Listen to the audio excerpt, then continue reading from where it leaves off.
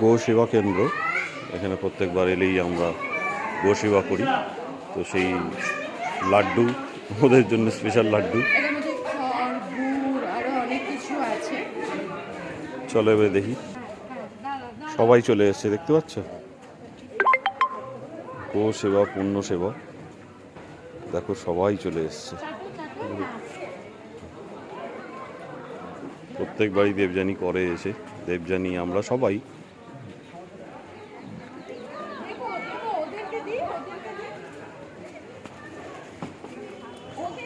মারামারি লেগে গেছে বাবারি।